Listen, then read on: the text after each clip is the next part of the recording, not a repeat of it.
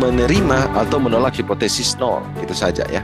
Jadi kalau kita menerima hipotesis nol, otomatis kita menolak hipotesis alternatif, ya. Begitu juga ketika kita menolak hipotesis nol, berarti kita menerima hipotesis alternatif, ya. Jadi sekali lagi, hipotesis alternatif itu pernyataan yang diterima jika data sampel menyediakan bukti yang mencukupi bahwa hipotesis nol itu salah, ya. Jadi yang diuji di sini, ya, perhatikan, bukan hipotesis alternatif, tapi hipotesis nol yang diuji, ya. Nah, terkait juga dengan penelitian biasanya, ya, suatu penelitian misalnya mengenai eh, skripsi atau eh, tesis misalnya.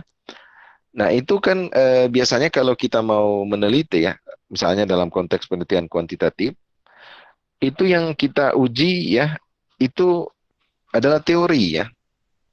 Jadi contoh misalnya, ya, teori yang menyatakan bahwa pendapatan mempengaruhi konsumsi, ya. Jadi besaran pendapatan mempengaruhi konsumsi. Teorinya bilang seperti itu, ya. Nah, berarti ketika teorinya bilang seperti itu, kemudian Anda mau meneliti misalnya pengaruh misalnya pendapatan terhadap konsumsi di desa A misalnya, berarti yang masuk di hipotesis nol itu adalah pendapatan mempengaruhi konsumsi, ya.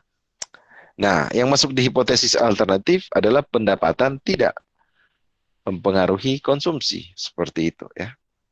Jadi kebalikan, ya, dari hipotesis nol. Dan yang Anda uji itu adalah hipotesis nolnya, bukan hipotesis alternatifnya, seperti itu. Nah, kemudian jadi ini langkah pertama menyatakan hipotesis, ya. Nah, langkah selanjutnya adalah menentukan tingkat signifikansi, ya. Mungkin ini saya sudah pernah jelaskan yang lalu, ya. Tingkat signifikansi, ya, atau alfa itu merujuk pada probabilitas menolak hipotesis nol ketika hipotesis nolnya benar, ya. Nah, tingkat signifikansi di sini itu ada tingkatan-tingkatan, ya. Biasanya untuk penelitian terkait jaminan mutu, ya, itu tingkat signifikansinya 0,01%, ya. Tingkat signifikansi 0,01 atau tingkat kesalahan di sini, ya, sebesar 1%, ya. Kemudian kalau dia tingkat signifikansi 0,05, itu biasanya berlaku untuk proyek penelitian konsumen, ya. Jadi di sini kalau kita katakan tingkat alfanya 0,05, ya, atau 5% alfa, ya, itu menunjukkan kemungkinan kita menolak hipotesis nol ketika hipotesis nolnya benar, ya. Jadi tingkat menunjukkan tingkat kesalahan kita, ya, seperti itu, ya. Jadi kemungkinan kesalahan kita sebesar 0,05 atau 5%, ya. Kita akan menolak hipotesis nol ketika hipotesisnya benar. Nah, kemudian kalau jejak pendapat politik biasa dia 0,1 atau 10%, ya. Jadi ini. Dan sekali lagi tingkat signifikansi ini, ya, sekali lagi dia sebetulnya berbeda-beda, dan yang menentukan tingkat signifikansi ini bukan dari bukan dari aturan baku, ya. Jadi sebetulnya tingkat signifikansi ini ditentukan oleh si peneliti itu sendiri, ya. Jadi bukan misalnya, oh, kalau mau menggunakan eh, apa eh, uji Z, ya, atau uji T harus 0,05, uji Z harus 0,1, tidak, ya. Jadi uji tingkat signifikansi ini atau alfa ini ditentukan oleh si peneliti itu sendiri, ya. Jadi kalau Anda mau bikin penelitian skripsi berikut, kemudian menggunakan pendekatan kuantitatif, kemudian untuk ada pengujian hipotesis di situ, maka Anda yang menentukan tingkat signifikansinya, ya. Seperti itu. Dan mungkin pertanyaan, mengapa misalnya untuk jaminan mutu tingkat signifikansinya sangat kecil, ya, misalnya 0,01 atau 1%, ya. Nah, ini terkait juga dengan jenis penelitian yang kita mau buat, ya. Jadi kalau misalnya eh, kita mau mengukur kemungkinan kita salah ya dalam menolak atau menerima hipotesis nol, itu dikaitkan juga dengan penelitiannya seperti apa. Jadi kalau untuk jaminan mutu misalnya ya, eh, perusahaan atau pabrik ingin meneliti mengenai jaminan, misalnya contoh pabrik obat ya.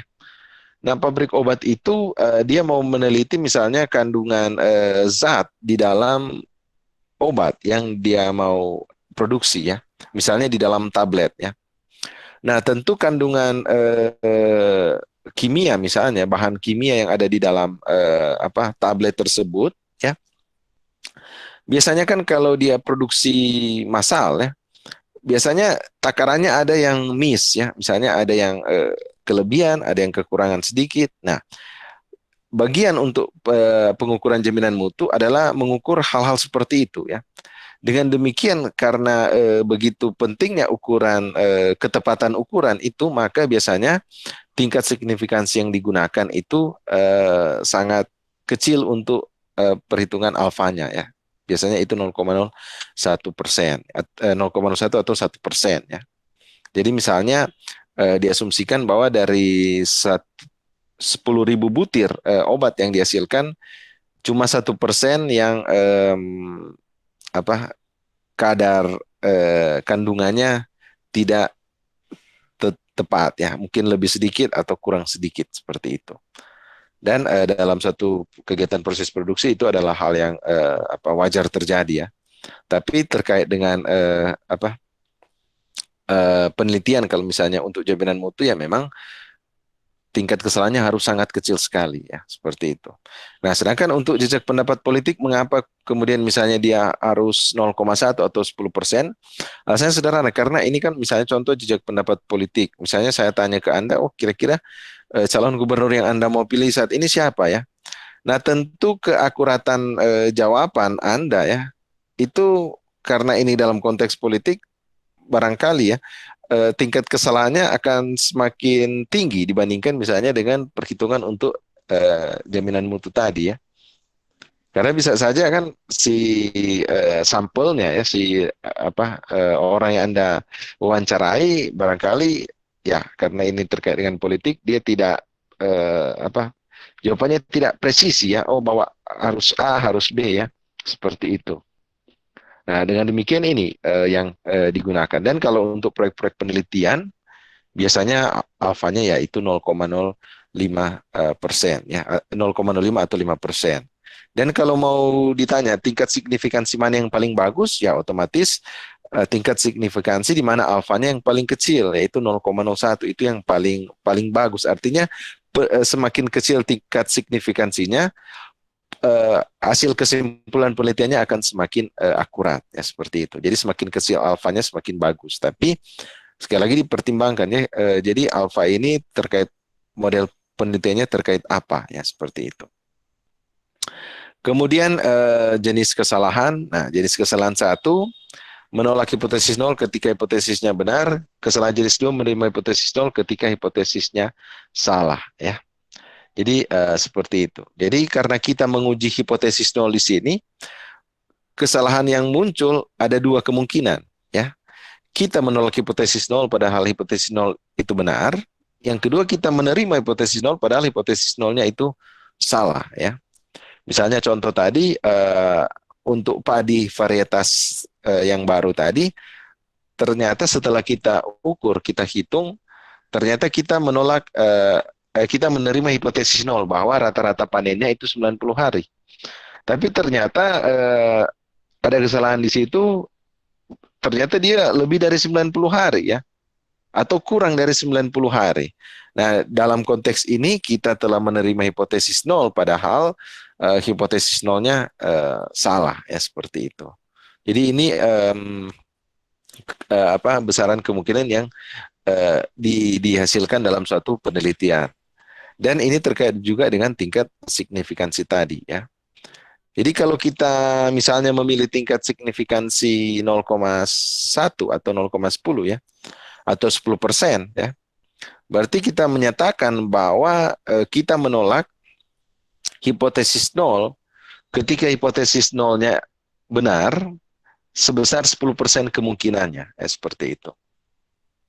Nah, jadi ini ya keterkaitan antara tingkat signifikansi dan jenis kesalahan. Dan ini langkah kedua ketika kita mau prosedur ya, kita mau menguji suatu hipotesis ya. Nah, selanjutnya langkah ketiga, nah ini ya kesalahan tipe 1 dan tipe 2 tadi ya. Jadi tidak menolak hipotesis nol, hipotesis nolnya benar. Nah, berarti itu correct decision, berarti pilihan Anda tepat ya. Penelitian Anda hasilkan tepat. Tapi kadangkala ya, hipotesis nol true benar, tapi yang Anda hasilkan, Anda menolak hipotesis nol. Nah, itu Anda membuat kesalahan tipe 1. Dan ya ini kesalahan tipe 2, hipotesis nol itu salah, kemudian Anda tidak menolak hipotesis nol. Jadi seperti itu. Jadi perhatikan ya. Jadi kesimpulan yang tepat adalah hipotesis nol itu benar ya, dan Anda menerima hipotesis nol itu. Ya. Atau yang kedua, hipotesis nol itu salah dan Anda menolak hipotesis nol. Nah, kedua pilihan itu adalah pilihan yang tepat ya. Nah, selanjutnya langkah ketiga ya, melakukan tes statistik ya. Jadi memilih statistik uji apa yang mau digunakan. Nah, mungkin pertemuan yang lalu masih ingat ada dua ya uji ya. Uji Z dan uji T. Jadi kalau uji Z ketika standar deviasi populasi diketahui, uji T ketika standar deviasi populasi tidak diketahui. Jadi itu saja yang menjadi dasar ya, uji Z dan uji T ya. Nah, statistik pengujian menunjukkan suatu nilai yang ditentukan dari informasi sampel yang digunakan untuk menentukan apakah menolak hipotesis nol atau tidak. Ya. Jadi langkah selanjutnya Anda tentukan uji statistik apa yang Anda mau gunakan, T atau Z. Ya. Kalau Anda menggunakan uji Z, berarti tabel acuan nanti adalah tabel Z. Ya. Kalau uji T, berarti tabel acuan nanti adalah tabel T hitung ya, atau test student ya. Itu yang paling umum kalau di buku-buku biasanya di bagian belakang buku-buku statistika ada itu ya, uji Z dan uji tabel Z dan tabel T ya. Nah, langkah keempat selanjutnya,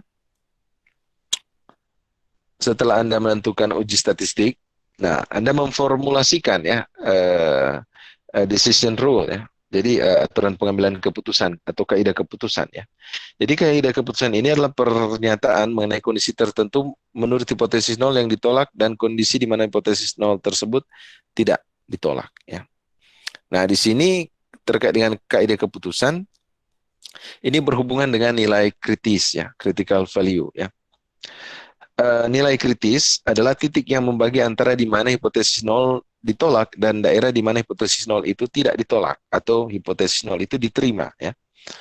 Nah, daerah atau area penolakan menentukan letak dari semua nilai yang begitu besar atau begitu kecil yang probabilitas kemunculannya menurut hipotesis nol yang benar cukup jauh. Nah, ini mungkin di layar bisa kelihatan ini yang gambar kurva ini ya. Nah, ini sekali lagi luas daerah kurva, luas bagian bawah kurva ya. Ini menggunakan kalau misalnya ini untuk uji Z ya. Nah, sekali lagi kalau Anda perhatikan uji Z dan uji T itu cuma beda pada keruncingannya saja ya. Kalau lihat di gambarnya ya. Nah, jadi yang perhatikan luas daerah kurva ini ya, luas bagian bawah. Jadi kalau ini contoh ya, uji sisi kanan tingkat signifikansi 0,05 ya. Jadi itu region of rejection itu ada di sebelah kanan dari nilai kritis, dari critical value ya. Dalam hal ini critical value itu misalnya contoh 1,65 ya. Nah, itu 1,65 itu misalnya didapat dari mana? Itu didapat dari nilai tabel Z ya. Jadi pada perhitungan akhirnya nanti Anda tinggal membandingkan antara kalau contoh ini untuk uji Z adalah nilai Z-tabel dan nilai Z hitung ya. Nilai Z-tabel ada di dalam tabel ini, nilai Z hitung itu yang Anda gunakan rumus uji Z tadi ya, seperti itu.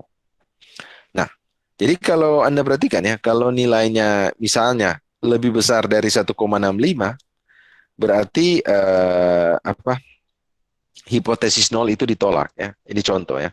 Misalnya ada penelitian, ada perhitungan data yang Anda hitung, ternyata nilai nilai Z hitung ya menggunakan rumus Z tadi itu hasilnya lebih besar dari 1,65 ya. Nah, karena dia lebih besar dari 1,65 berarti dia ada di region of rejection atau di daerah penolakan ya. Dengan demikian kesimpulan akhir Anda adalah eh, apa eh, apa bahwa misalnya ya contoh tadi kalau dikaitkan dengan varietas padi berarti kesimpulan akhirnya Anda menolak hipotesis nol misalnya seperti itu bahwa rata-rata panen padi varietas terbaru itu 90 hari. Ini contoh ya. Misalnya hasil hitungannya seperti itu. Nah, tapi akan kita lihat sebentar contoh perhitungannya ya dengan angka-angka supaya tidak bingung. Jadi sekali lagi ini perhatikan ini tabel Z ya. Tabel Z ini fungsinya untuk apa? Adalah untuk menentukan ya melihat posisi daerah penolakan itu ada di sebelah mana, khususnya di area kurva ya, seperti itu. Nah, setelah langkah keempat sudah, nah langkah kelima make decision ya. Jadi tahap akhir pada pengujian hipotesis adalah menghitung statistik pengujian, membandingkan dengan nilai kritis, kemudian mengambil keputusan menolak atau tidak menolak hipotesis nol ya. Dan catatan di sini selalu terdapat kemungkinan bahwa hipotesis nol itu ditolak ketika tidak seharusnya ditolak ya. Dan terdapat kebetulan yang dapat diuraikan bahwa hipotesis nol diterima ketika seharusnya ditolak. Jadi ini yang perlu diperhatikan ya. Bahwa sangat sering ya terjadi bahwa hipotesis nol itu ditolak, padahal seharusnya hipotesis nol itu tidak ditolak. Begitu juga sering terjadi bahwa hipotesis nol itu seharusnya ditolak, tapi kita menerima hipotesis nol. Ya. Nah, jadi ini langkah-langkah dalam pengujian hipotesis dan ini sangat penting untuk Anda pahami ya, pelajari karena misalnya ketika nanti Anda mau bikin penelitian ya, ini yang sangat berguna ya, sangat bermanfaat ya. Kalau misalnya Anda mau melakukan penelitian, kemudian ada proses inferensi di situ. Nah, uji hipotesis yang Anda akan gunakan nanti. Nah, selanjutnya, um, nah ini Von-Tile test of significance. Jadi ini ya uji signifikansi ini ada dua ya. Jadi uji sisi kiri, uji sisi kanan, atau uji dua sisi ya. Nah, ini contoh ya, mungkin agak membingungkan ya. Jadi contoh Nestle Indonesia berpendapat bahwa sebagian kotak sereal Milo bal terlalu berat, di mana sereal ini dikemas dalam kotak 330 gram. Nah, jadi mungkin Anda sering ya makan ini Milo ya, eh, makanan pelengkap ya. Nah, biasanya ini ya mungkin karena kita sering konsumsi kita tidak terlalu memperhatikan ya.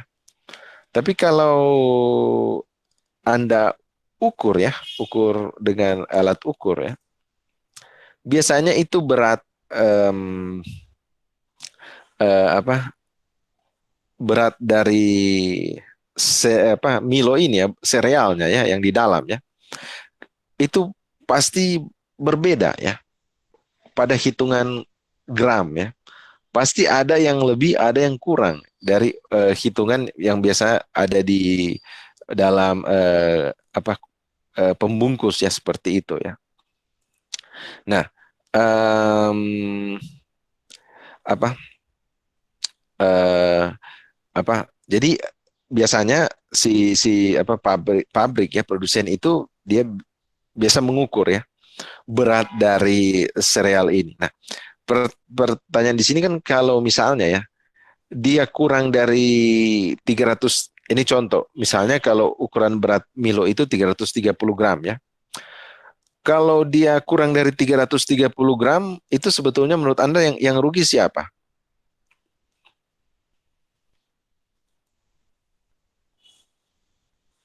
Ini contoh untuk apa Milo ini ya. Jadi kalau beratnya kurang dari 330 gram ya, biasa itu menurut Anda yang rugi siapa? konsumen. Konsumen Pembeli. ya, pembeli ya, atau kita yang rugi karena kita mengkonsumsi apa produk yang beratnya kurang dari seharusnya, yang seharusnya kita bayar ya, kira-kira seperti itu. Berarti kalau beratnya kurang, berarti mungkin kurang satu, kalau ini Milo ball ya, berarti satu bola kurang ya, satu apa sereal kurang ya, kira-kira seperti itu. Dan itu yang dirugikan konsumen. Tapi di sisi lain, kalau dia lebih ya, berarti yang rugi adalah si produsen, kan seperti itu ya. Anda bayangkan kalau di satu dos ya, di satu kemasan itu, dia misalnya lebih dari 330 gram. Misalnya tiap kemasan dia misalnya kelebihan 20 gram. Ya, 20 atau 30 gram di satu kemasan kelebihan. Ya. Nah, Anda bayangkan kalau satu kali produksi, dia ada 10.000 kemasan. Ya. Anda bayangkan kerugian yang dialami oleh si produsen. Ya, seperti itu. Jadi 10.000 kali 30 gram. Anda hitung berapa ribu gram ya kerugiannya. Ya. Nah, jadi biasanya si perusahaan dia menguji ya, menguji produk yang dihasilkan. Jadi misalnya satu kali proses produksi ada 10.000 apa kemasan Milo yang keluar dari mesin produksi ya.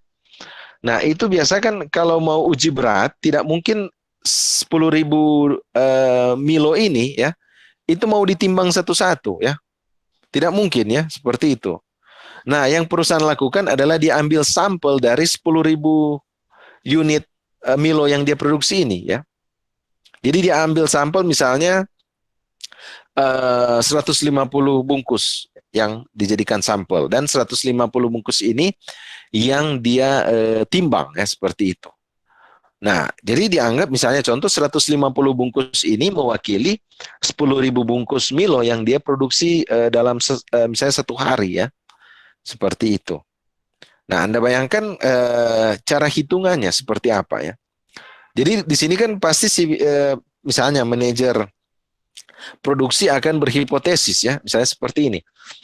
Berarti rata-rata apa produksi Milo ya ini sama sama dengan atau kurang dari 330 gram. Nah, kemudian hipotesis alternatifnya rata-rata populasi atau rata-rata Milo yang diproduksi yang 10.000 ini ya itu lebih besar dari 330 gram ya. Nah, jadi yang diukur coba Anda perhatikan contoh hipotesisnya di sini ya. Hipotesis nol, rata-rata populasi sama atau kurang dari 330. Hipotesis alternatif rata-rata populasi lebih besar dari 330. Dan yang diuji di sini adalah hipotesis nol ya. Sekali lagi, yang diuji adalah hipotesis nol bahwa rata-rata populasi sama atau kurang dari 330. Artinya apa? Ketika hitungannya sebentar selesai, akan dilihat kalau nilai misalnya uji Z, ya contoh uji Z ya, ada di daerah penolakan sebelah kanan, contoh tadi di kurva itu di sebelah kanan ya, ini contoh kurva daerah penolakan sebelah kanan, berarti kesimpulannya kita ya menolak ya hipotesis nol. Berarti kalau kita menolak hipotesis nol berarti rata-rata populasi, rata-rata Milo yang dihasilkan itu lebih dari 330 gram beratnya. Berarti si perusahaan itu yang merugi ya. Ada yang salah dalam proses produksi ya, seperti itu. Nah, jadi ini contoh. Nah, dan yang mau dijelaskan di sini ya, di sini one tile test of significance. Jadi di sini pengujian satu sisi ya. Jadi ini luas kurva normal ya, yang diuji satu sisi. Nah, yang dimaksud uji satu sisi ini bisa uji satu sisi kanan maupun uji satu sisi kiri ya. Seperti itu. Jadi contoh kalau perhitungannya sekarang mungkin Anda bingung mau lihat ya. Kalau uji sisi kiri, sisi kanan itu acuannya di mana ya? Nah, uji sisi kiri, uji sisi kanan acuannya dilihat pada tanda apa yang ada di apa hipotesis nol ya. Nah, hipotesis nol Anda lihat ya. Jadi nilai apa hipotesis nol ini ya lebih kecil sama dengan 330. Nah, berarti kalau dia lebih kecil di sini hipotesis nol ya, berarti daerah penolakan itu ada di sebelah kanan ya.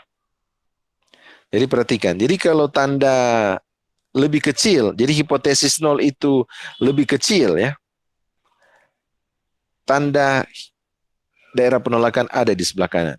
Sebaliknya kalau tanda hipotesis nol itu lebih besar, maka daerah penolakan ada di sebelah kiri. Region of rejection itu ada di sebelah kiri ya. Kemudian mungkin bingung. Terus kalau critical value bagaimana mau menentukan critical value positif atau kan kalau dia di sebelah kanan berarti critical value-nya positif ya. Kalau di sebelah kiri critical value-nya minus. Ya, betul.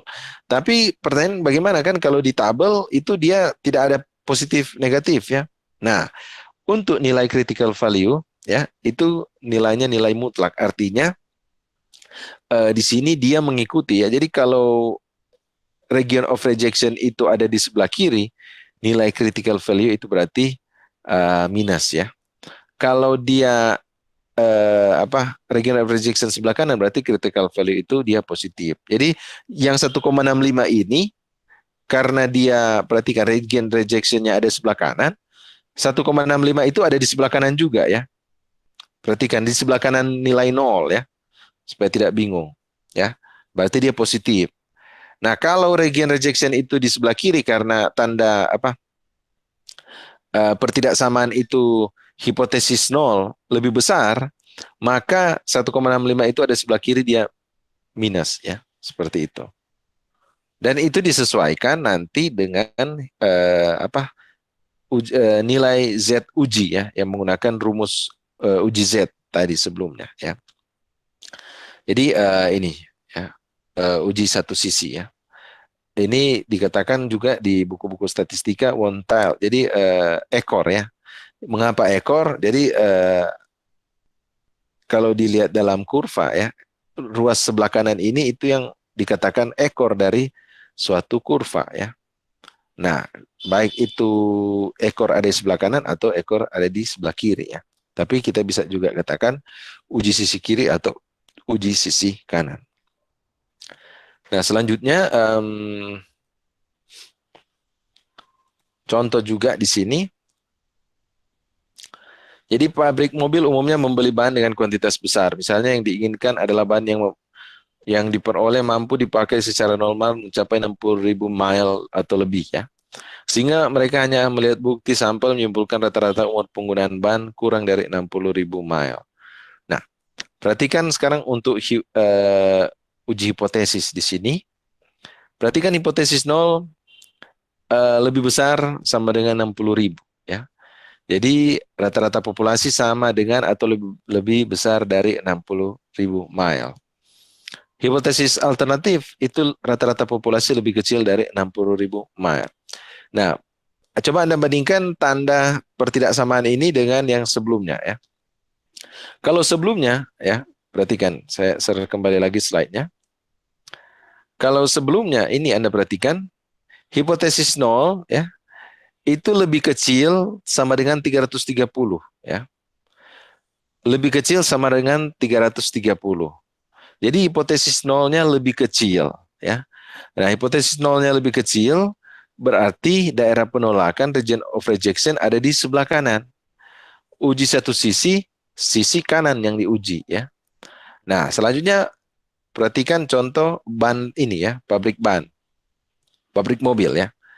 Nah, di sini hipotesis nol itu lebih besar sama dengan 60.000 ya. Jadi tanda pertidaksamaan pada hipotesis nol itu lebih besar ya. Dengan demikian ya, area penolakan ada di sebelah kiri ya. Jadi uji satu sisi, uji sisi kiri ya. Ini contoh critical value-nya kita gunakan minus 1,65 ya, seperti itu.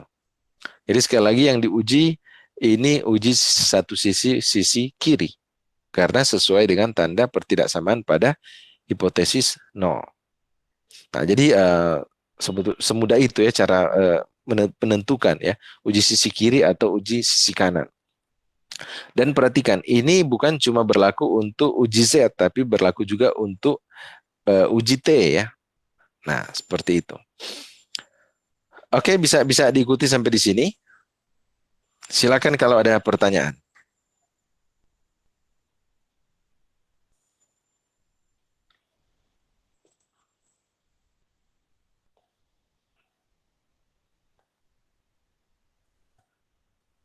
Oke, silakan kalau ada pertanyaan sebelum saya lanjut.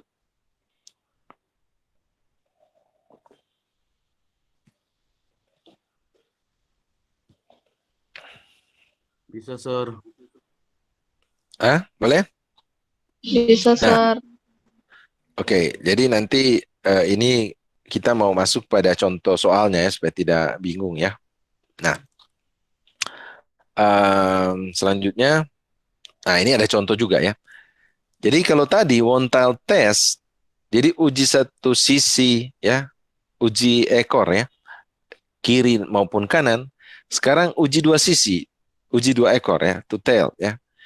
Berarti kalau uji dua sisi kiri maupun sisi kanan, seperti itu. Nah, itu cara menghitungnya seperti apa? Sekali lagi tinggal lihat di tanda yang ada di hipotesis nol. Nah, perhatikan ya. Hipotesis nol di sini tandanya bukan lebih kecil atau lebih besar ya. Tapi tanda yang ada di hipotesis nol itu sama dengan. Perhatikan ya. Jadi rata-rata pendapatan per tahun pelang saham di Bursa Efek Indonesia hipotesis nolnya itu sama dengan 65.000 ya. Jadi rata-rata populasi sama dengan 65.000. Hipotesis alternatif tidak sama dengan 65.000. Jadi rata-rata populasi tidak sama dengan 60.000 ya. Dengan demikian, area penolakan ada di sisi kiri maupun sisi kanan ya. Nah, perhatikan. Jadi kalau Anda hitung nanti nilai Z itu misalnya nilai Z tabel ini 1,96 dan minus 1,96 ya. Nah, kemudian setelah Anda hitung nilai Z hitung, misalnya ada nilai Z hitungnya 2 ya, 2. Nah, karena nilai Z hitung 2 berarti dia ada di daerah penolakan untuk di sebelah kanan ya. Karena dia lebih besar dari 1,96. Kan nilai 2 lebih besar dari 1,96 ya. Nilainya lebih besar dari critical value. Ya, seperti itu. Ya. Berarti kita menolak hipotesis nol karena nilai 2 itu ada di daerah penolakan. Seperti itu. Nah, kemudian apabila Z hitung, kemudian Anda hitung, oh ternyata nilainya minus 2 ya. Atau minus 1,99. Nah, karena nilainya minus 1,99, berarti dia ada di sebelah kiri ya, daerah penolakan ya. Berarti hipotesis nolnya kita tolak karena 1,99 dia ada di sebelah kiri, minus 1,99 ada di sebelah kiri minus 1,96 pastinya ya. Nah, dengan demikian hipotesis kalau nilai Z hitung ada di situ, berarti hipotesis nolnya kita tolak. Nah, kalau kita tolak hipotesis nolnya, berarti kita simpulkan nanti di bagian akhir bahwa rata-rata populasi tidak sama dengan 65.000 dolar. Ya. Artinya rata-rata pendapatan per tahun pelang saham itu tidak sama dengan 65.000 ya. Karena kita menolak hipotesis nol. Nah, sekali lagi ingat, kalau kita menolak hipotesis nol berarti kita menerima yang hipotesis alternatifnya, seperti itu. Jadi kesimpulannya perhatikan uji signifikansi sini ada 2 ya. uji satu sisi maupun uji dua sisi. Kalau uji satu sisi bisa dia uji satu sisi kiri, bisa uji satu sisi kanan. Kalau uji dua sisi ya modelnya seperti ini ya, sisi kiri maupun sisi kanan, tinggal dilihat nilai Z hitungnya saja ya. Nah, selanjutnya contoh ya. Jadi contoh di sini standar deviasi populasi itu tidak diketahui ya. Ini untuk contoh kasus ini ya. Nah, jadi Agri Furniture merupakan perusahaan yang merancang membuat furnitur atau perlengkapan kantor ya. Nah, produksi mingguan untuk kursi. Nah, ini contoh kasus mengukur produksi kursi ya. Kursi direksi ya. Jadi kalau di kantor-kantor kan, kalau di kursi-kursi pimpinan itu kan ya namanya kursi direksi ya. Nah, tipenya A325 mengikuti distribusi probabilitas normal dengan rata-rata 200 unit. Standar deviasi 16. Nah, kemudian dengan adanya perluasan pasar, maka metode produksi baru digunakan dan jumlah karyawan ditambah. Maka direktur perusahaan ingin mengetahui apakah dengan kondisi ini terdapat perubahan produksi. Maka dengan tingkat signifikansi alfa sama dengan 0,01 dibandingkan dengan tahun lalu di mana rata-rata jumlah kursi yang diproduksi 203,5 unit selama 50 minggu, akan kita tentukan apakah ada perubahan produksi atau tidak ya dengan menggunakan metode baru dan jumlah karyawan yang ditambah ya. Jadi ini contoh. Jadi rata-rata ya produksi itu 203,5 unit. Jadi rata-rata produksi itu 203,5 unit ya. Nah, itu sebelum ada tambahan karyawan dan penggunaan metode baru dalam produksi kursi tipe A325 ini ya. Maka dengan alfa 0,01 akan ditentukan apakah sekarang dengan menggunakan metode baru dan tenaga kerja ditambah, produksinya akan bertambah atau tidak. Ya, seperti itu. Nah, asumsinya kan kalau dengan adanya metode baru dan tenaga kerja ditambah, maka produksinya harusnya lebih banyak kan, seperti itu ya. Tapi itu kan asumsinya ya. Maka perlu diuji. Nah, maka dilakukan uji hipotesis. Nah, dan untuk uji hipotesis ini kita menggunakan langkah-langkah tadi ya. Nah, langkah pertama itu kita tentukan hipotesis nolnya dan hipotesis alternatifnya dulu ya. Nah, perhatikan di sini hipotesis nol dan hipotesis alternatif. Di sini yang mau dilihat apakah terdapat perubahan produksi ya. Nah, kita lihat contoh hipotesisnya. Tahap 1, nyatakan hipotesis nol dan hipotesis alternatif. Hipotesis nol ya sama dengan 200. Jadi rata-rata populasi sama dengan 200 kursi. Hipotesis alternatif, rata-rata populasi atau rata-rata produksi ya kursi A325 ini tidak sama dengan 200 kursi ya. Nah, perhatikan tanda di sini. Tanda di sini bukan lebih besar atau lebih kecil, tapi sama dengan ya. Perhatikan. Tanda di sini itu bukan lebih besar lebih kecil, tapi sama dengan. Ya, perhatikan. Nah, di sini mengapa tandanya bukan lebih kecil, bukan lebih besar, tapi kita menggunakan tanda sama dengan pada hipotesis nol. Alasannya, kita lihat lagi di soal. Ya.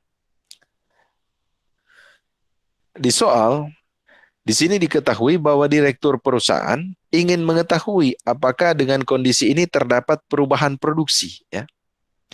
Jadi pernyataan di sini yang mau diukur adalah perubahan produksi. Bukan mau diukur apakah terdapat kenaikan produksi. Ya. Tapi mau diukur apakah terdapat perubahan produksi. Nah, karena mau diukur perubahan produksi, berarti jawabannya bisa berubah, bisa tidak. Artinya perubahan, contoh di sini bisa produksi 200 unit, bisa juga produksi tidak sama dengan 200 unit. Seperti itu ya. Maka tanda di hipotesis nol bukan lebih besar lebih kecil, tapi tandanya sama dengan, karena mau diukur adalah perubahan di sini ya. Jadi perubahannya itu bisa besar, bisa lebih banyak, bisa lebih sedikit ya. Karena yang mau diukur perubahan, maka digunakan tanda sama dengan, ya. Nah, karena kita gunakan tanda sama dengan di sini, ya, pada hipotesis nol, maka berarti kita akan melakukan uji dua sisi, ya, bukan uji satu sisi. Sekali lagi uji dua sisi karena tanda pada hipotesis nol itu sama dengan. Mengapa tandanya sama dengan? Karena di soal, ya, yang mau kita cari mau diukur perubahan, ya. Apakah populasinya itu 200 kursi atau tidak sama dengan 200 kursi? Lebih atau kurang, ya? Maka kita gunakan tanda sama dengan. Jadi hipotesis alternatif tidak menunjukkan arah, maka dilakukan uji dua sisi. Tahap kedua memilih tingkat kepercayaan. Nah, tingkat kepercayaan sini karena kebetulan di soal itu sudah dicantumkan tingkat signifikansi atau alfa di sini 0,01, ya. Maka kita sudah ada, ya, tingkat kepercayaan 0,01. Dan sekali lagi kalau untuk penelitian biasanya itu ditentukan oleh si peneliti itu sendiri. Mau tentukan berapa tingkat signifikansinya, ya. Kemudian tahap 3 memilih statistik pengujian. Nah, kita gunakan di sini uji Z. Alasannya karena standar deviasi populasi itu diketahui, ya. Jadi kita gunakan uji Z, ya. Z sama dengan X bar, ya, kurang pi per sigma per akar n, ya. Sekali lagi ini rumusnya uji Z. Nah, ini uji Z ini yang lalu saya sudah kasih, jadi saya yakin Anda sudah paham, ya, cara menghitung uji nilai Z di sini, ya. X bar itu menunjukkan rata-rata, ya, ingat, ya. Nah, kemudian pi di sini menunjukkan sigma, menunjukkan standar deviasi, ya. Kemudian sigma per akar n. Nah, akar n ini merujuk pada jumlah sampel di sini, ya. Nah, langkah keempat kita menentukan kaidah keputusan. Kaidah keputusan dirumuskan dengan mencari nilai kritis Z. Karena ini merupakan uji dua sisi, maka setengah dari 0,01 sama dengan 0,05 itu yang diletakkan pada setiap sisinya. Area di mana H0 tidak ditolak terletak di antara dua sisi yaitu 0,99. Nah, ini yang perlu diperhatikan untuk uji dua sisi, ya. Perhatikan, kalau uji satu sisi, ya, kemudian taraf kesalahannya misalnya contoh alfanya 0,05, ya. Nah, kalau uji satu sisi kemudian alfanya 0,05 berarti daerah penolakan itu, ya, tinggal dilihat saja, ya. Berarti 0,95 itu yang di tengah, 0,05 itu yang di kiri atau di kanan. Tapi karena alfanya di sini, ya, 0,01 dan ini uji dua sisi, maka 0,01 ini yang dibahagi 2.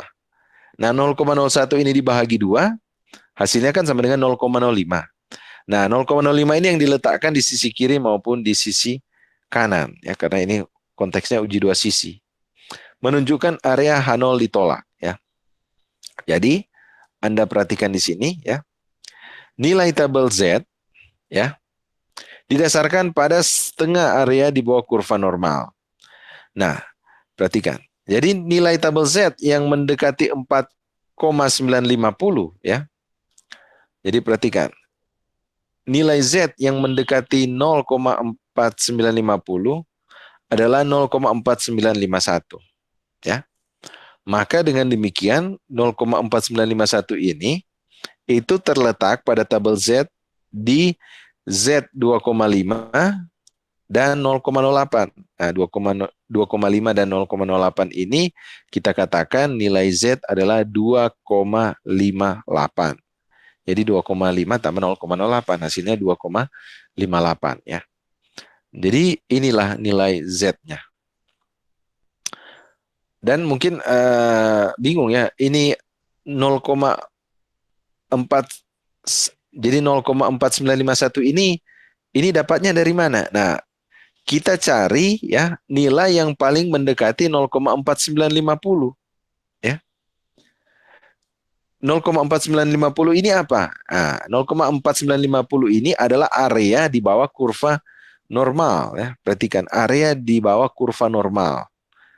Pertanyaan lagi, 0,4950 ini dapat dari mana? Nah, 0,4950 ini diperoleh ya dari pembagian dengan 0,05 ya. Seperti itu. Jadi perhatikan, kalau luas seluruhnya ya itu kan 1 ya. Ya, 1 ya. Nah, kalau 1 itu ini kan kurva normal. Kalau kita bagi 2 berarti ruas kiri dan ruas kanan besarnya sama ya. 0,05 ya. Ruas kanan 0,05, ruas kiri sama juga 0,05. Nah, kemudian perhatikan karena alfanya ini 1% atau 0,01 ya. Kemudian karena ini bentuknya uji dua sisi karena hipotesis tidak menunjukkan arah, berarti 0,01 ini kita bahagi 2. Hasilnya 0,05. Nah, kemudian 0,05 ini kemudian yang dikurangkan dengan 0,4 dengan 0,5 ya. Jadi perhatikan.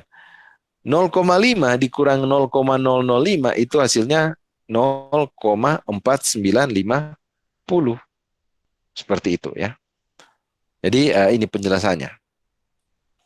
Jadi dari mana 0,4951 itu didapat dari nilai sebagai nilai yang paling mendekati 0,49850. Nah, 0,49850 ini dapat dari mana? Ini dapat dari 0,5 bahagi 0,5 kurang 0,5 kurang 0,005 ya. Hasilnya dapat 0,4950. Kemudian pertanyaan juga 0,5 ini dapat dari mana? Nah, 0,5 ini didapat dari luas ya kurva normal 1 itu dibahagi 2 ya. 1 bagi 2 hasilnya 0,5. Jadi seperti itu ya. Oke, bisa diikuti sampai sini. Silakan kalau ada pertanyaan ya. Karena saya yakin pasti banyak yang bingung di bagian penentuan luas kurva ini ya. Silakan kalau ada pertanyaan.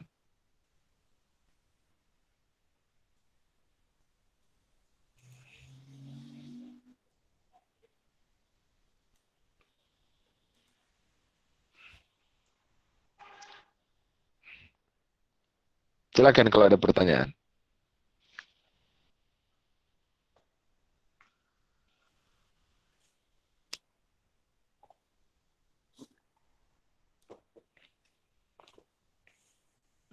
Masih bingung Sir yang di kurva Sir. Yang di kurva ya. Nah, oke, jadi perhatikan ya. Jadi kita ya konsep kita ya menentukan hipotesis ya adalah kita membandingkan antara nilai uji statistika ya baik itu uji Z maupun uji T ya dengan nilai yang ada pada hipotesis ya seperti itu ya dengan hipotesis yang kita kemukakan sebelumnya. Nah, menentukan nilai Z di sini atau nilai T ya itu kita sesuaikan atau kita bandingkan antara Z hitung maupun Z tabel ya. Begitu juga kalau uji T yang kita gunakan, T hitung dan T tabel. Nah, menentukan Z hitung itu mudah ya. Mengapa mudah? Karena tinggal dimasukkan saja ke rumus. Ini contoh ya, perhitungan Z hitung ya. Ini rumus Z hitung ya. Ini dikatakan rumus Z hitung. Ini mudah saja hitungnya. Jadi tinggal masukkan nilai rata-rata di sini, tinggal dimasukkan nilai standar deviasinya ya. Tinggal dimasukkan nilai N-nya berapa, kemudian dicari nilai Z hitung. Nah, ini mudah sekali ya. Tinggal dimasukkan nilainya dan hitung. Yang membingungkan adalah kita menentukan nilai Z tabel di sini ya. Nah, menghitung Z tabel memang agak membingungkan karena kita harus melihat nilai alfanya ya. Atau tingkat signifikansinya yang mau kita lihat. Contoh kasus di sini, tingkat signifikansinya itu 0,01 atau alfanya 0,01 ya. Nah, untuk menentukan nilai Z tabel ya di sini, kalau karena kita menggunakan uji Z, adalah kita melihat dulu ya luas kurva normal itu. Nah, luas kurva normal itu sama dengan 1 ya. Jadi luas ini kurva ini dia 1 ya. Dia kok sebetulnya yang luas ini dia merujuk pada nilai probabilitas sebetulnya ya. Jadi luasnya ini 1 ya. Karena dia kurva normal, jadi kalau dibahagi 2, luasnya sama besar kiri dan kanan seperti itu ya. Jadi kalau dibagi 2, 1 itu sama kiri maupun kanan sama-sama 0,5 ya, seperti itu.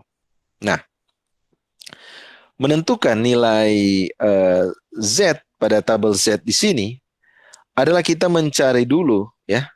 Yang pertama adalah luas untuk daerah penerimaan ya. Nah, luas daerah penerimaan untuk kasus ini itu sebesar 0,4950 yang sisi kiri, 0,4950 yang sisi kanan ya. Nah, pertanyaan di sini dari mana ini 0,49850? Nah, ingat bahwa karena kurva normal itu ukurannya 1 ya.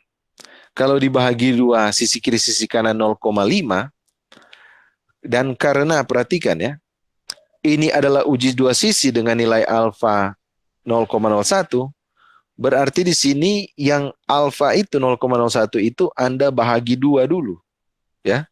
Karena dia uji 2 sisi. Kalau dia cuma uji 1 sisi, berarti tidak perlu dibahagi 2 ya. Nah, nanti kita akan lihat contoh juga sebentar bagaimana kalau uji 1 sisi, tapi ini contoh langsung ke 2 sisi dulu ya. Jadi karena dia uji 2 sisi, maka si alfa ini Anda bagi 2, 0,01 bahagi 2, hasilnya 0,05 ya.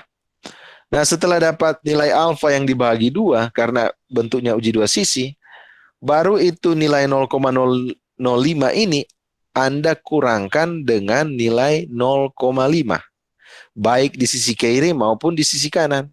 Disitulah Anda dapat nilai 0,4950 ya, seperti itu ya. Nah, dapat 0,4950 sisi kiri maupun sisi kanan sebagai daerah penerimaan, baru selanjutnya Anda cari nilai Z di sini ya.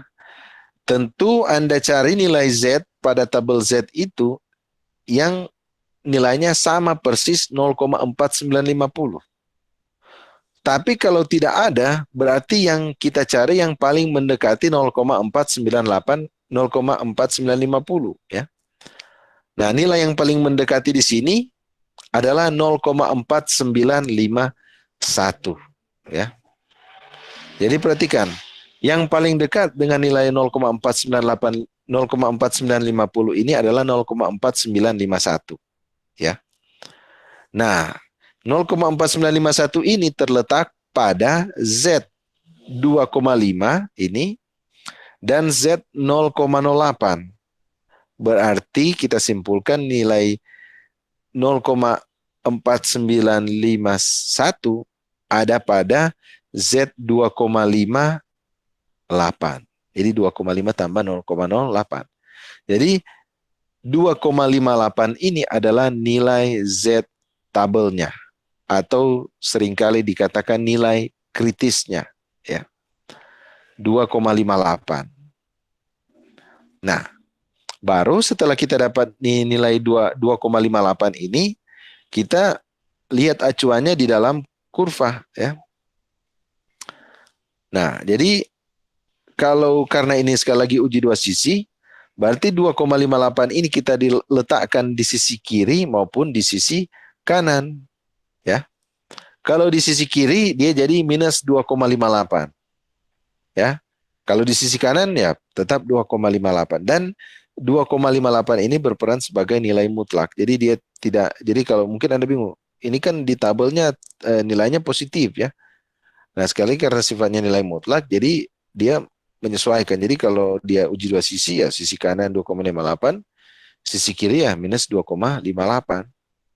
Jadi seperti itu. Nah, setelah kita dapat nilai daerah penolakan di sini dan daerah penerimaan, hipotesis 0, berdasarkan tabel Z, baru kita hitung nilai Z hitungnya menggunakan rumus Z tadi ya. Nah, ini selanjut ya. Oke, sampai di sini bisa diikuti sampai sini.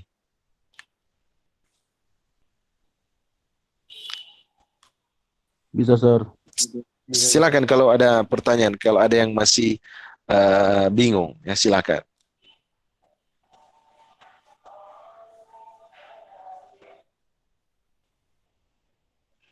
Silakan kalau ada masih bingung. Sebelum kita lanjut pada perhitungan Z hitung. Nah, ini kan Z tabel sudah ya. Ini kita lanjut nanti ke Z hitung. Bisa ini bisa ya? Bisa, Sir. Bisa, Nah, Sir. sekarang selanjut ke tahap 5, Z hitung ya. Tahap 5, buat keputusan dan tafsirkan hasilnya ya. Nah, ini Z hitungnya ya. Bisa ini saya besar sedikit ya supaya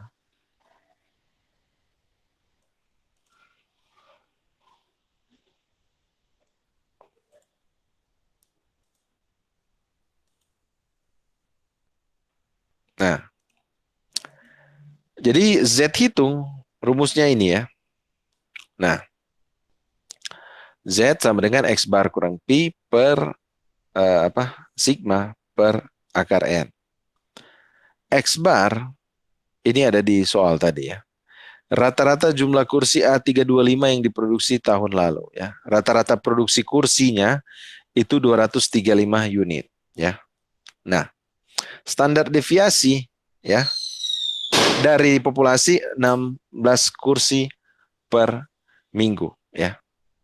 Nah, berarti nilai sigma di sini adalah nilai standar deviasi di sini adalah 16.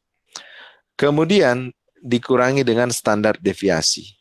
Standar deviasi tadi itu nilainya 200 ya, di soal tadi nilainya standar deviasinya 200. Kemudian N di sini sebesar 50. Nah, coba mungkin sudah lupa soalnya ya. Ini soalnya ya. Standar deviasi ya, ini N-nya ini adalah sampelnya ya. Sampel ini merujuk pada waktu ya, 50 minggu ya. Sekali lagi perhatikan. N ini merujuk pada waktu yaitu 50 minggu. Nah, jadi dari data-data yang ada kita dapat nilai Z itu 1,55 ya. Nah, perhatikan, kita dapat nilai Z hitung itu 1,55. Nah, kemudian Anda perhatikan yang digambar di sini ya. Saya coba kasih besar ini.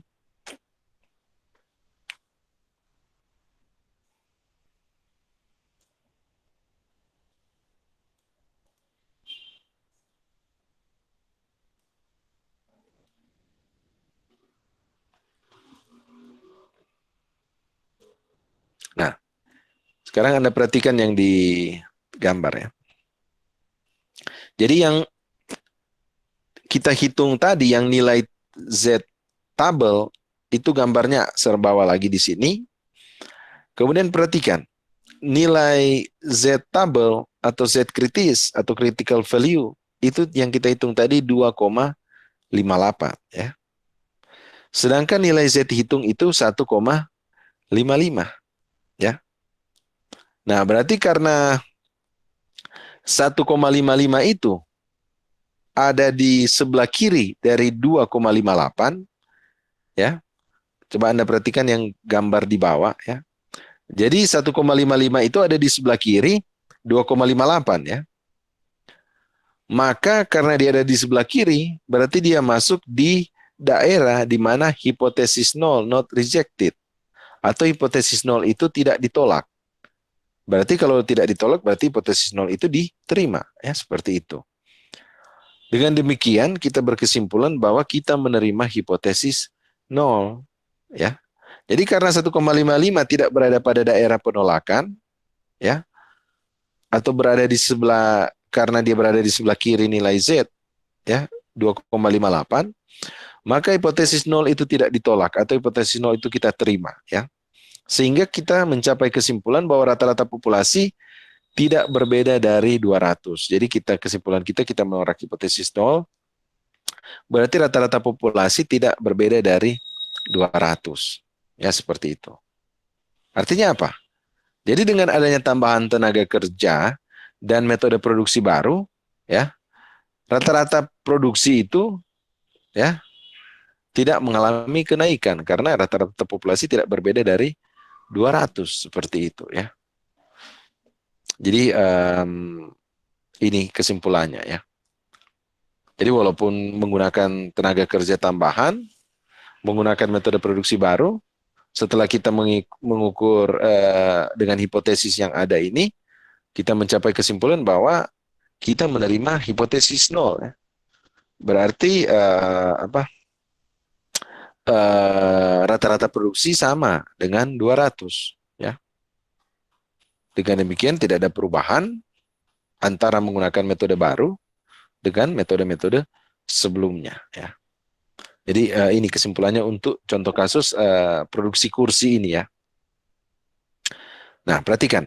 Jadi misalnya kita hitung nilai Z hitung ini, hasilnya misalnya kita dapat 3 ya. Jadi misalnya ini kan Z hitungnya kita dapat 1,55. Nah, misalnya pada waktu tertentu misalnya contoh kita hitung tiba-tiba hasilnya 3 ya, bukan 1,55. Nah, kalau hasilnya 3 berarti apa? Kita terima atau tolak hipotesis nol? Jadi kalau nilai Z hitung itu sama dengan 3, berarti hipotesis nol kita terima atau tolak?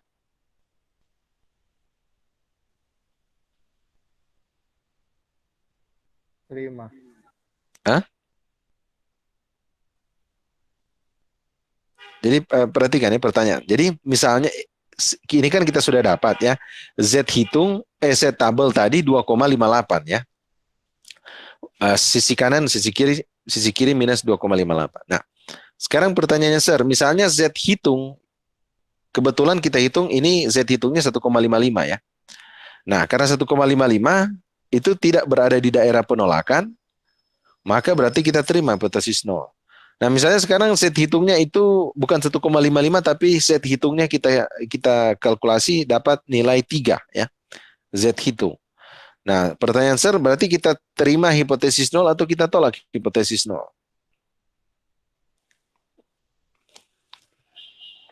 Ditolak, Sir. Terima, Sir. Kalau Desi apa? Desi apa? Tolak. Terima, Sir. Desi terima. Yang tolak siapa? Tadi siapa tolak?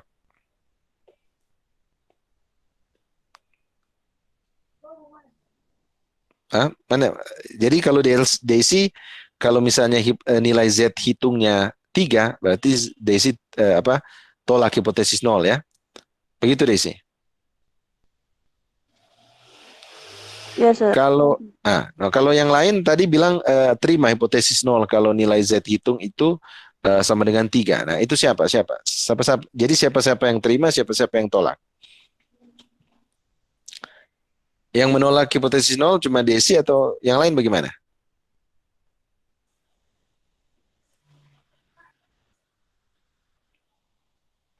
Octavia, terima atau tolak? Ditolak, Sir. Ditolak. Octavia ditolak. Melendez, terima atau tolak? Hipotesis nol. Tolak. Kalau nilai Z-nya 3. Tolak, Sir. Tolak. Nah, kemudian kalau religio? Ditolak, Sir. Ditolak ya. Diterima, Sir. Oh, diterima. Jadi yang lain ditolak, yang lain diterima ya. Nah, sekarang saya mau tanya dulu. Kalau Desi ya, misalnya, alasan menerima menolak hipotesis nol, kalau nilai Z hitung sama dengan 3, alasannya apa? Karena dia berada di sebelah kanan, Sir. Ya, sebelah kanan apa?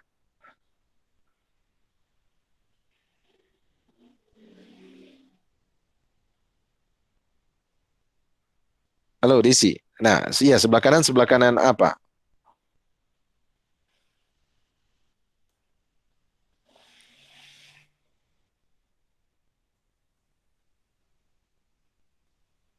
Halo, Desi. Kalau Octavia bagaimana? Octavia tolak hipotesis nol toh? Alasannya apa? Iya, karena itu 3 berada pada daerah penolakan. Daerah penolakan ya. Nah, daerah penolakan ada di sebelah tadi Desi bilang sebelah kanan. Nah, sebelah kanan mana yang daerah penolakan? Yang sebelah kanan nilai 2,58. Oke. Kalau religio bagaimana? Diterima hipotesis nol. Alasannya apa?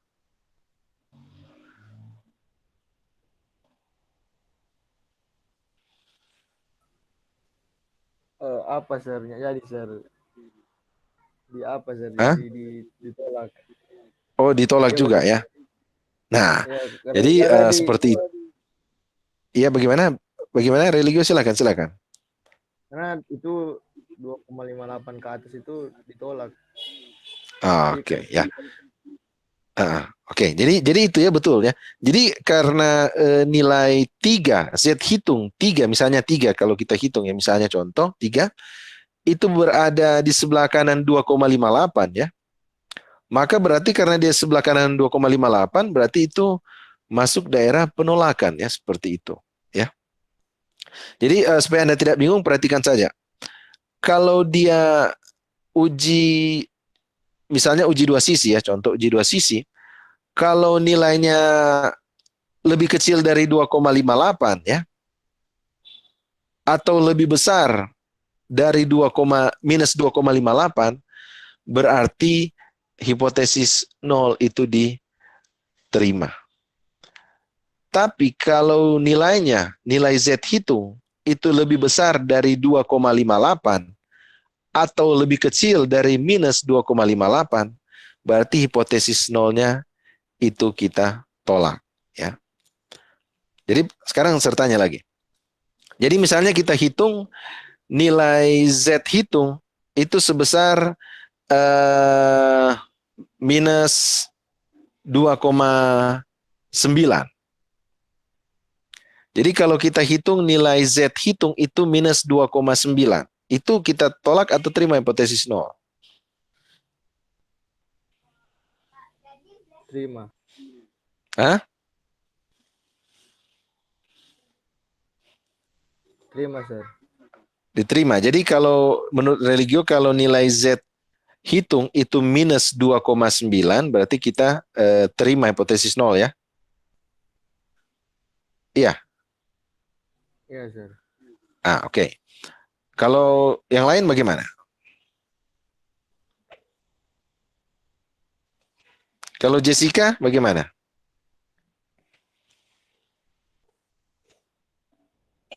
Terima, Sir. Terima ya. Jadi kalau nilai Z itu minus 2,9 berarti hipotesis nol diterima ya. Oke. Kalau yang lain bagaimana? Melendez, kalau nilai Z hitung minus 2,9 hipotesis nol diterima atau ditolak?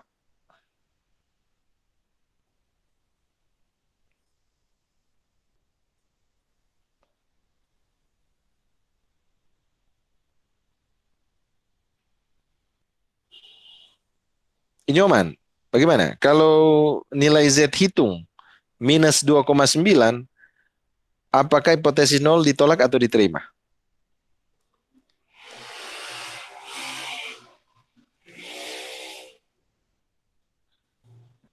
Terima sir. Diterima ya. Oke, semua diterima. Yang lain bagaimana? Ada yang menolak atau bagaimana? Diterima juga.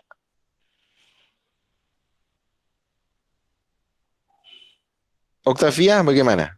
Terima atau tolak hipotesis nol? Kalau Z hitung itu minus 2,9. Terima, Sir. Hah?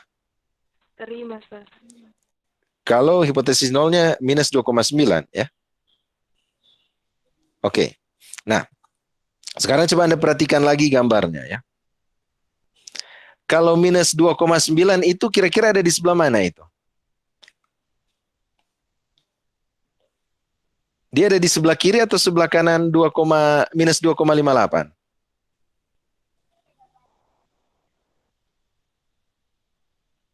Kalau minus Kanan. 2, Hah? Kanan, Sir, di kanan. Kanan, Nah, Sir. minus 2,9 ada di sebelah kiri minus 2,58 atau sebelah kanan minus 2,58? Sebelah kiri, Sir. Kiri, Sebelah Sir. kiri, ya kan. Sekarang saya mau tanya, mana lebih besar? So, minus 2,58 atau minus 2,9? 58 minus 2,58. Iya, jadi perhatikan. Jadi lihat ya, jadi lihat posisinya di sebelah kiri atau sebelah kanan sebetulnya nilai critical value ya. Kalau dia di sebelah kiri, berarti kita tetap menolak hipotesis nol karena itu ada di daerah rejection ya, daerah penolakan ya. Tapi contoh kalau misalnya nilai Z hitung itu sama dengan minus 1, nah berarti kita menerima hipotesis nol karena minus 1 ada di sebelah kanan minus 2,58 ada di daerah penerimaan ya. Jadi perhatikan. Jadi Anda sekarang tidak perlu bingung soal ini nilai 0,4950, tidak. Jadi tidak perlu. Jadi kalau setelah sampai di tahap 5 pembuatan keputusan, lihat saja tabel yang di bawah ya. Paling mudah itu Anda perhatikan saja, lihat tabel yang di bawah. Lihat daerah rejection yang mana, daerah accepted yang mana, daerah penerimaan yang mana, daerah penolakan yang mana ya. Oke ya, jadi tidak usah lihat lagi yang tabel di atasnya ya. Karena kalau mungkin lihat di tabel di atas mungkin bingung ya. Dengan ada nilai 0,500, 0,4950. Jadi sekali lagi tabel yang di atas itu digunakan untuk melihat nilai Z tabel ya. Tapi saya bawa lagi di slide ini supaya Anda bisa ingat lagi ya dari mana itu nilai minus 2,58 dan 2,58. Jadi ini sebetulnya mudah saja ya. Anda tentukan hipotesisnya dulu ya, hipotesis nol, hipotesis alternatif. Kemudian Anda tentukan nilai Z tabelnya dulu. Ya. Kalau sudah dapat Z tabel, baru Anda cari Z hitung. Seperti itu ya. Kemudian bandingkan mana nilai Z hitung, apakah dia ada di daerah penerimaan atau di daerah penolakan. Jadi mekanisme pengambilan keputusan menolak atau tidak menolak hipotesis nol cuma sesimpel itu sebetulnya. Nah, yang agak membingungkan yaitu ketika kita menentukan nilai Z tabelnya ya. Karena kita mau lihat daerah membagi daerah penerimaan dan daerah penolakan itu seperti apa ya. Sekali lagi mengacu pada, perhatikan, kalau dia uji dua sisi berarti alfanya itu kita bahagi dua ya.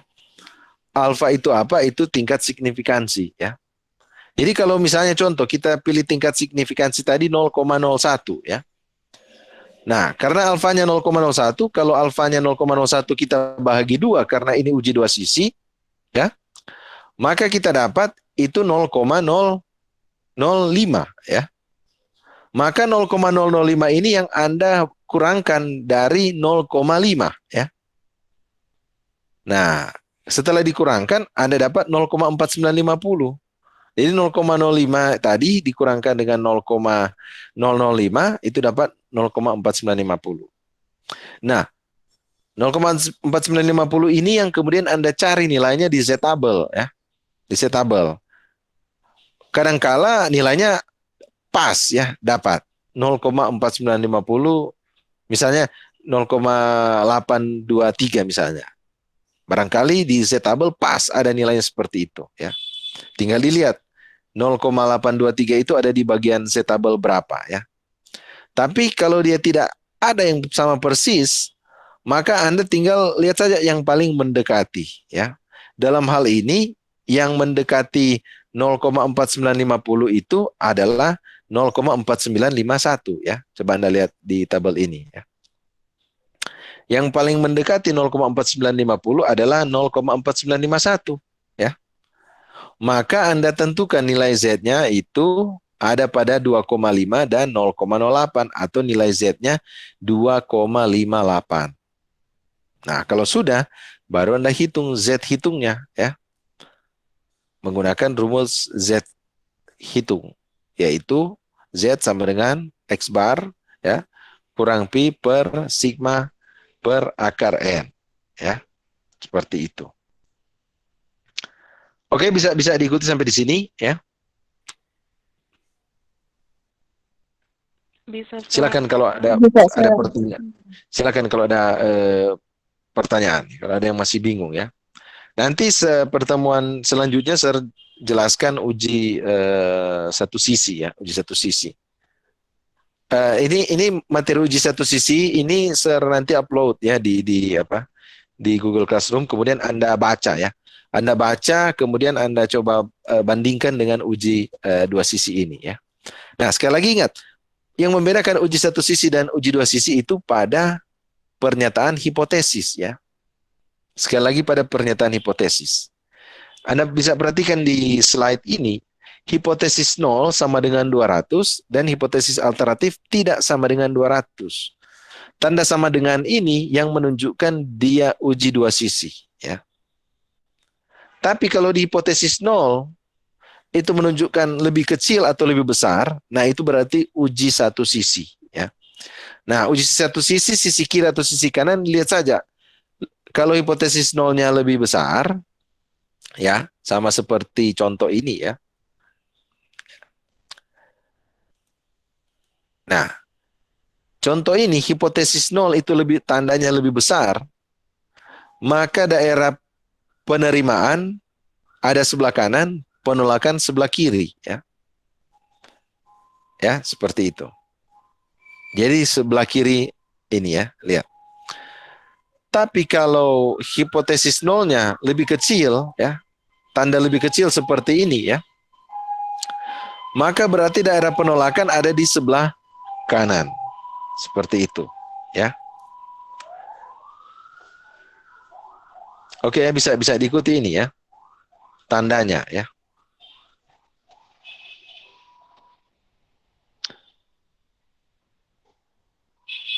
Oke, silakan dengan pertanyaan sebelum saya akhiri pertemuan ini. Jadi pertemuan ini sampai di sini, ya. Memang kita masih membahas materi yang lalu, tapi tidak apa-apa, ya, daripada saya sudah lanjut terus, kemudian Anda masih bingung, ya. Nah, nanti ada materi saya upload, itu uji satu sisi, ya. Anda lihat bedanya di mana, ya. Dan sekali lagi penentuan uji satu sisi dan dua sisi ini berlaku sama di uji Z maupun uji T, ya. Nanti sebentar uji T juga lihat tanda pertidaksamaannya di hipotesis 0.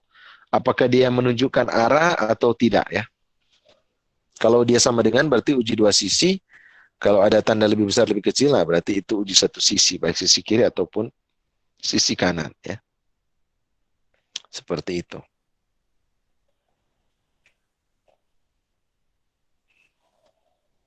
Oke, bisa diikuti ini. Bisa. Bisa, Sar. Oke, ya. Oke, kalau tidak ada pertanyaan lagi, ya, sekali lagi materi selanjutnya akan upload di Google Meet. Nanti Anda akses di Google Meet. Kemudian kalau ada yang masih bingung, boleh bertanya lewat chat, ya, tidak apa-apa. Lewat WA boleh, ya.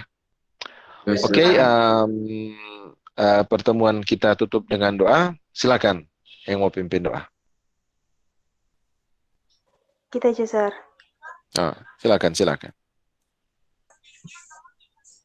Let us remember that we are in the holy presence of God. In the name of the Father, and of the Son, and of the Holy Spirit. Amen. I will continue, oh my God, To do all to do all nation my for love sin of for the you. love of you. Saint John Baptist de La Salle, Pray for pray us for us. With Jesus in our hearts, forever. forever. Father, Son, Holy Spirit. Amen. Oke, baik. Jadi sampai jumpa minggu depan. Ya, kalau ada pertanyaan silakan lewat chat atau WA boleh, ya. Oke. Jadi sampai minggu depan, ya. Ya, Sar. Terima kasih, Sar. Terima kasih, Bisa. Sar. Cuma. Aduh.